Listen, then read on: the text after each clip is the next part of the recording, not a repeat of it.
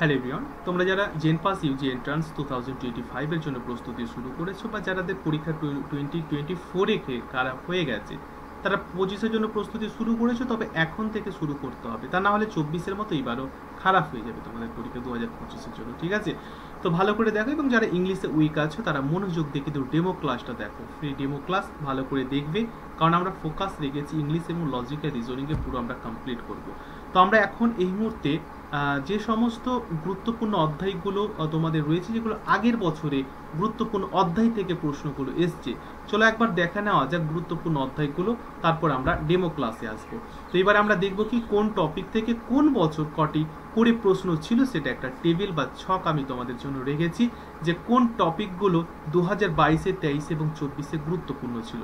দেখো এখানে তোমাদের যে টপিকগুলো ইম্পর্টেন্ট রয়েছে, যে filling the blank, spotting error, one word substitution, sentence arrangement, idiom, phrases, প্রভাব, কারেক্ট সেন্টেন্স, সিনো অ্যান্টো, place of word of italics, voice narration. তাহলে এই যে গুরুত্বপূর্ণ তোমাদের টপিকগুলো রয়েছে, এগুলোই তোমাদের পড়তে হবে, এই টপিকগুলোই পড়তে হবে, এর বাইরে কোনো প্রশ্ন তোমাদের আসবে না।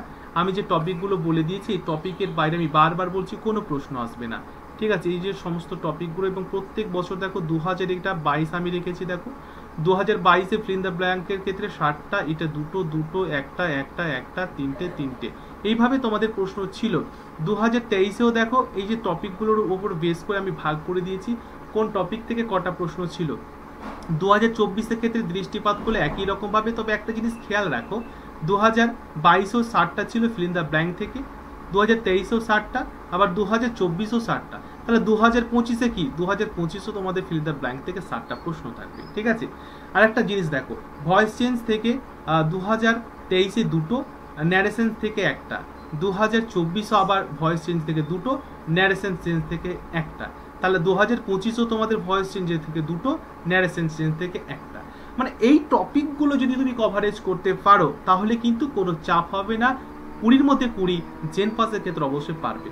তো চলো আমরা ডেমো ক্লাস নেব, এবং আজকে ডেমো ক্লাসে ভয়েস চেঞ্জটা আমি তোমাদের দেখাবো। বাকি ক্লাসগুলো কিন্তু যারা পেড ব্যাচের মধ্যে সেকেন্ড ব্যাচে অ্যাডমিশন নেবে, তাদের কিন্তু কোনো অসুবিধা হবে না, এটা আমি চ্যালেঞ্জ দিয়ে তোমাদের বলছি। চলো দেখো, প্রথমে হচ্ছে I was kept awake by the noise of the traffic.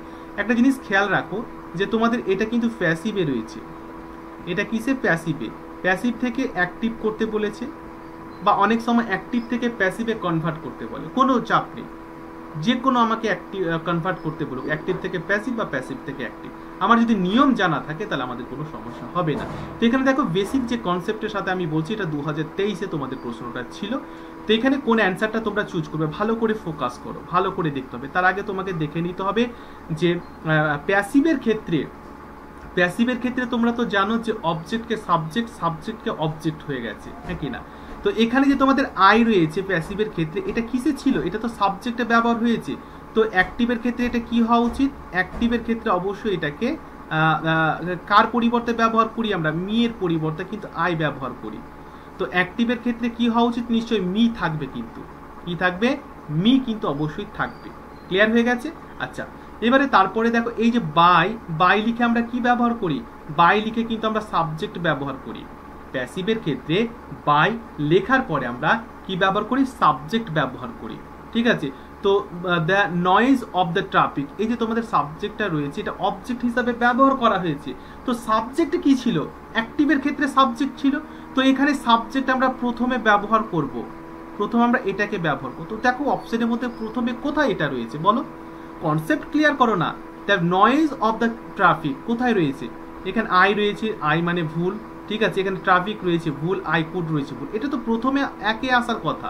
একে কোথায় রয়েছে, that noise of the traffic একে রয়েছে একদম। আর চোখ বন্ধ করে কিন্তু অপশন এ আমরা চুজ করে নেব। ঠিক আছে, অপশন অনুযায়ী কিন্তু সময়কে সেভ করার জন্য 4টা অপশন তোমাদের সামনে, বেসিক কনসেপ্টগুলো ক্লিয়ার করতে হবে, যেটা সময়টুকু বেশি হয়, বা সময় যাতে তোমাদের সেভ করতে হয়, বেশি যাতে না লাগে, এই ব্যাপারগুলো দেখে নিতে হবে। ঠিক আছে, তো অবশ্যই দেখো মি ব্যবহার করা হয়ে গেছে, অবশ্যই আয়ের পরিবর্তে আমরা মি ব্যবহার করেছি। ক্লিয়ার হয়েছে কি হয়নি? ঠিক আছে, বেসিক ক্লিয়ার হচ্ছে তো। এরকম অনেক ক্লাস আছে, আমি ক্লাসগুলো রাখবো। এটা 2024-এর প্রশ্ন, দেখো 2024-এ কিন্তু ছিল, মানে এই বছরই প্রশ্ন ছিল, a lion may be helped even by a little mouse. তো বুঝে গেছো, এ লায়নটা কিসে ছিল বলো, may be helped by, by লেখার পরে দেখো এ লিটিল মাউস ব্যবহার করা হয়েছে, বাই লেখার পরে এখানে কি করেছে এ লিটিল মাউস ব্যবহার, তাহলে অবশ্যই এটা সাবজেক্ট।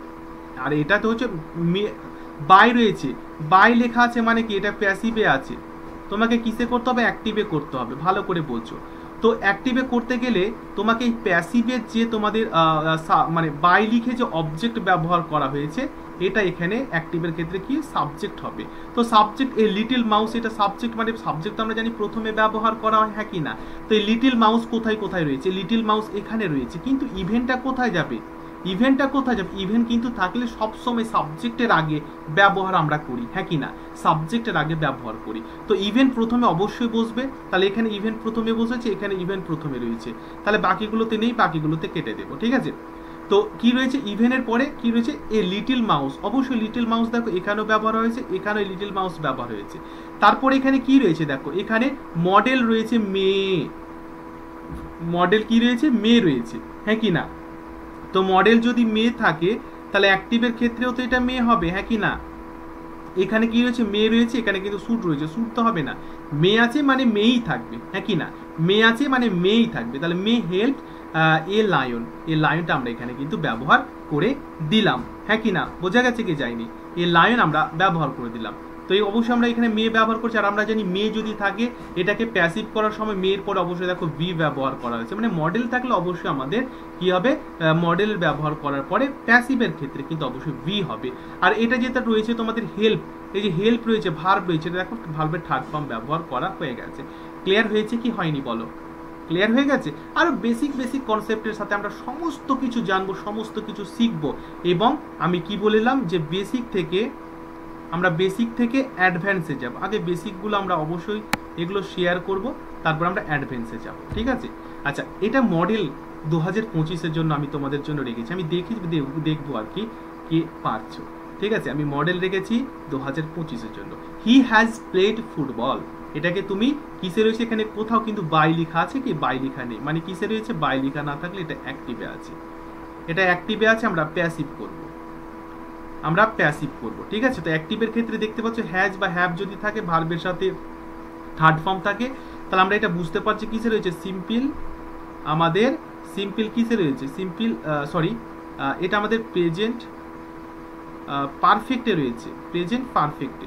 তো প্রেজেন্ট পারফেক্ট যদি থাকে তাহলে কিন্তু অবশ্যই আমরা দেখো প্রেজেন্ট পারফেক্ট থাকুক বা পাস্ট পারফেক্ট থাকুক, মানে পারফেক্ট থাকলে আমাদের কি করতে হবে, পারফেক্ট থাকলে আমাদের বিন কিন্তু যুক্ত করতে হবে, এক্সট্রা হিসাবে বিন যুক্ত করতে হবে।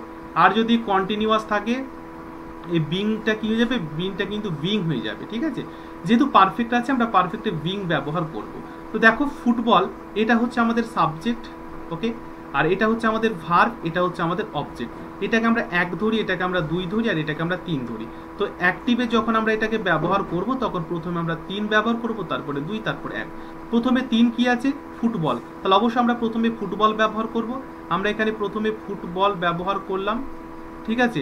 ফুটবলে পরে হ্যাজ বা হ্যাভ ব্যবহার হবে, তাহলে ফুটবল যেহেতু সিঙ্গুলার সেহেতু অবশ্যই আমরা এখানে হ্যাজ ব্যবহার করব, ফুটবল হ্যাজ হয়ে গেল, তিন বসে গেল, তারপরে দুই কি আছে আমরা দেখব, দুই আছে প্লেট, তাহলে প্লেট রয়েছে, তাহলে প্লেটেরই থার্ড ফর্ম তোমাকে ব্যবহার করতে হবে। তো ফুটবল হ্যাজ প্লেট, তারপরে হ্যাজের পরে আমরা কি ব্যবহার করবো বলেছি যে পারফেক্ট থাকলে অবশ্যই বিন ব্যবহার করব, তাহলে অবশ্যই আমরা এখানে বিন ব্যবহার করলাম, তাহলে কি হলো ফুটবল হ্যাজ বিন, তারপরে ভার্ব ব্যবহার টু এরটা ব্যবহার করবো প্লেট, তাহলে আমরা প্লেট ব্যবহার করলাম, হয়ে গেল, তাহলে দুই হয়ে গেল, তিন হয়ে গেল, তিন দুই হয়ে গেলে এক আমরা ব্যবহার করি, এক কি রয়েছে হি রয়েছে, মানে সাবজেক্টকে অবজেক্ট করতে গেলে আমাদের বাই লিখতে হয়, হি থাকলে আমরা অবশ্যই হিম লিখবো। তাহলে football has been played by him কোথায় রয়েছে দেখো, football has been played by him option 3-তে রয়েছে, football has been played by him. আশা করি সকলের ক্ষেত্রে ক্লিয়ার হয়ে গেছে। বাকিগুলো কেন ভুল, এটা কেন football has been playing, playing তো হবে না, থার্ড ফর্ম ব্যবহার করতে হবে। ফুটবল হ্যাজ বিং হবে না, বিং কন্টিনিউয়াসের ক্ষেত্রে হয়। ফুটবল হ্যাভ বিন, ফুটবলে পরে হ্যাভ বসে না, যেহেতু ফুটবল সিঙ্গুলার, তাহলে হ্যাজ হচ্ছে সিঙ্গুলার, সেগুলো অবশ্যই হ্যাজ ব্যবহার আমাদের করতে হবে। আশা করি সকলের ক্ষেত্রে ক্লিয়ার হয়ে গেছে, ঠিক আছে। যদি তোমরা এই বেসিক কনসেপ্টের সাথে সমস্ত কিছু সাবজেক্ট ওয়াইজ বা পেপার ওয়াইজগুলো কমপ্লিট করে মক টেস্টের সাথে সাথে সব কিছু অ্যাডভান্স টু লেভেল ক্লিয়ার করতে চাও এবং বেসিককে অবশ্যই ক্লিয়ার করে নিজেদের গন্তব্যস্থলে 2025-কে ক্র্যাক করতে চাও, ইংলিশে যাদের উইক রয়েছে তোমাদের জন্য বলে রাখি, দেখো তোমাদের জন্য সেকেন্ড ব্যাচে আমাদের অ্যাডমিশন চলছে। তো সেকেন্ড ব্যাচে যাদের মানে অ্যাডমিশন নিতে চাও, সেকেন্ড ব্যাচে 50টা সিট রয়েছে। আগে অ্যাডমিশন নেবে, আগে জানবে, আগে বুঝবে। দুটো সাবজেক্টের উপর বেসিকের সাথে আমরা কমপ্লিট করব, ইংলিশ এবং রিজনিং, জেনপাস ইউজি এন্ট্রান্স 2025 এর জন্য। যে ইংলিশের ক্ষেত্রে তোমাদের 20 মার্ক থাকছে, রিজনিং এর ক্ষেত্রে 20 মার্ক থাকছে। এখানে 20-র মধ্যে 20 পাবে, এখানে 20-র মধ্যে 20 পাবে যদি তুমি এখন থেকে বেসিকের সাথে ক্লাস করো। এবং টোটাল 40 থাকছে, 40-র মধ্যে আমরা আউট অফ 40 100% পাবো এখন থেকে যদি তুমি ক্লাসটা রেগুলার বেসিস করো তাহলে। আর আমরা প্রাইস রেখেছি, দেখো আমরা প্রাইস রেখেছি, আর যারা নতুন করে অ্যাডমিশন নেবে 1999 এর পরিবর্তে আমরা রেখেছি অনলি 499। এই প্রাইসে আমাদের ভর্তি চলছে আর সেকেন্ড ব্যাচ হচ্ছে।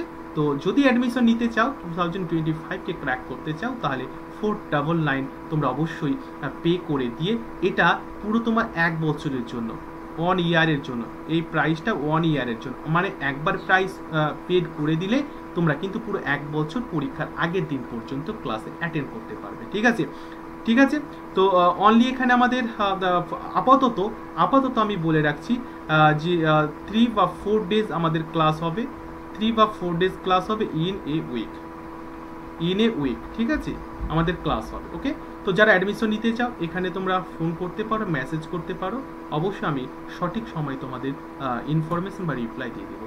Thank you. 2024 যাদের খারাপ হয়েছে নিশ্চয় 2023 থেকে প্রস্তুতি নাওনি বলে, 2024 থেকে ভালো করে প্রস্তুতি নাও। সপ্তাহে 3 থেকে 4 দিন ক্লাস হবে। আর যদি এখন থেকে প্রস্তুতি নাও, ইংলিশে অবশ্যই স্মার্ট হবে এবং ভালো র্যাঙ্ক করতে পারবে, রিজনিংও ভালো র্যাঙ্ক করতে পারবে।